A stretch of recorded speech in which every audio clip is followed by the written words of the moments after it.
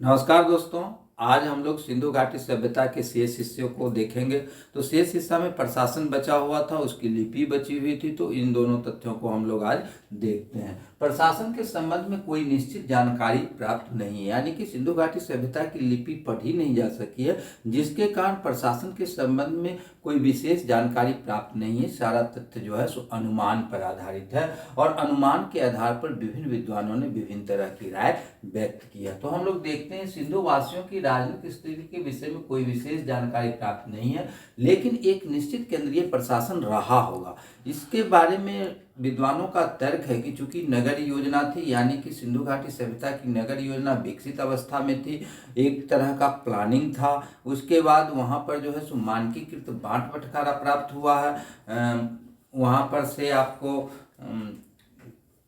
बाट बटखारे के अलावे जो है सो ईंटों का आकार जो है सो एक निश्चित अनुपात में है। सार्वजनिक कुआं का साक्ष्य प्राप्त हुआ है। तो इस आधार पर कहा जाता है कि वहाँ पर कोई न कोई केंद्रीय प्रशासन रहा होगा। अब विभिन्न विद्वानों का इसके संबंध में विभिन्न मत है। हंटर का कहना है कि वहाँ पर लोकतंत्र रहा होगा। आर.एस. शर्मा का कहना है कि व्यापारियों के द्वारा संचालित होता होगा। स्टुअर्ट पिगट ने इसके संबंध में कहा कि पुरोहित वर्ग के द्वारा शासन कार्य चलाया जाता होगा। तो विभिन्न विद्वानों का इस संबंध में विभिन्न प्रकार का मत है। अब लिपि को हम लोग देखते हैं तो सिंधु वासियों को लिपि का ज्ञान था, यानी कि वो लोग पढ़ना लिखना जानते थे, लेकिन अभी तक सिंधु घाटी सभ्यता की लिपि को पढ़ा नहीं जा सका है, जिसके कारण हम लोगों सिंधु घाटी सभ्यता के बहुत तथ्यों को अभी तक नहीं जान पाए हैं। तो लिपि का प्रथम साक्ष्य 1853 ईस्वी में मोहनजोदड़ो से प्राप्त हुआ था। लिपि का प्रथम साक्ष्य 1853 ईस्वी में मोहनजोदड़ो से प्राप्त हुआ था। लिपि का साक्ष्य जो मिला है मोहर पर है, मृदभांड पर है, तांबे के पट्टों पर है, कुछ मूर्तियों पर से प्राप्त हुआ। यहाँ की लिपि भाव चित्रात्मक थी।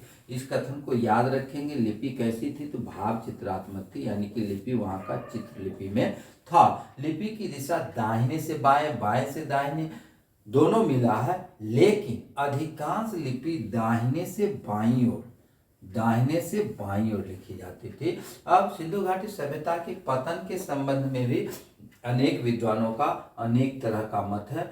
कुछ लोगों का, जैसे आर्य आक्रमण का सिद्धांत, ये बहुत ही प्रसिद्ध सिद्धांत है। इस सिद्धांत को व्हीलर ने दिया था। उनका कहना है कि आर्यों के द्वारा जो है सिंधु घाटी सभ्यता को नष्ट कर दिया गया। मानसून हवाओं में परिवर्तन के कारण यह कथन पिगट का है। बाढ़ के संबंध में मार्शल का कहना है कि बाढ़ आया, बाढ़ के कारण जो है सो सिंधु घाटी सभ्यता का पतन हो गया। प्लेट विवर्तनिकी सिद्धांत रैक्स का है। सामूहिक विस्थापन लेम्ब्रिक्स का है और पर्यावरण असंतुलन बी.के. थापर के द्वारा कहा गया था। तो विभिन्न विद्वानों ने विभिन्न कारण बताया है। अब हम लोग देखते हैं हड़प्पोत्तर संस्कृति, यानी कि हड़प्पा सभ्यता जब समाप्त होने लगा था, यानी कि हड़प्पा सभ्यता का पतन होने लगा, तो उसके बाद ये लोग विभिन्न क्षेत्रों में जाके बस गए। जैसे हड़प्पोत्तर संस्कृति, यानी कि हड़प्पा के बाद की संस्कृति को देखते हैं तो उसमें झूकर संस्कृति है, जो सिंधु के झूकर क्षेत्र में है। यह मोहनजोदड़ो के आसपास का क्षेत्र है। उसके बाद है आहर संस्कृति, यह राजस्थान में उदयपुर के आसपास का है। उसके बाद गिलुंद संस्कृति उदयपुर भीलवाड़ा के आसपास राजस्थान में है। कायस्थ संस्कृति मध्य प्रदेश में मालवा के आसपास का क्षेत्र है। और जोड़वे संस्कृति महाराष्ट्र में जोड़वे के आसपास है। अब सिंधु घाटी सभ्यता के मैंने सभी तथ्यों को आप लोगों के सामने रखा।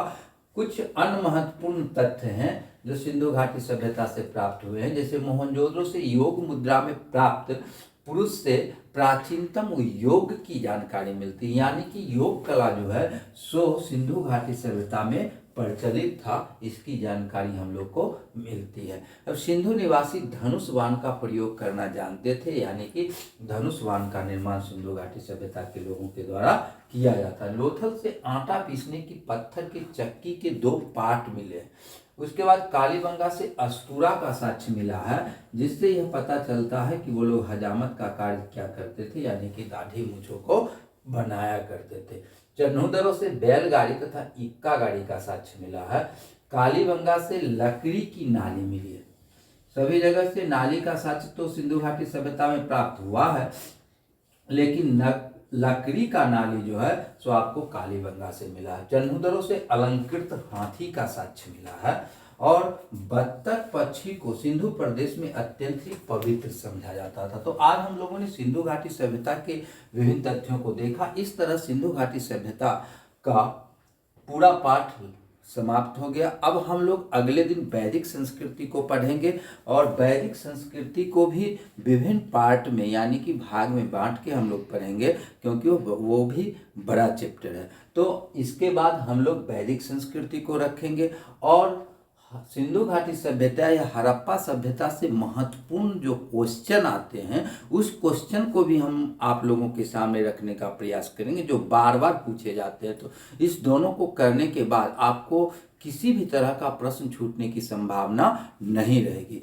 तो आप लोग अगले चैप्टर में या अगले वीडियो में वैदिक संस्कृति को देखेंगे। धन्यवाद।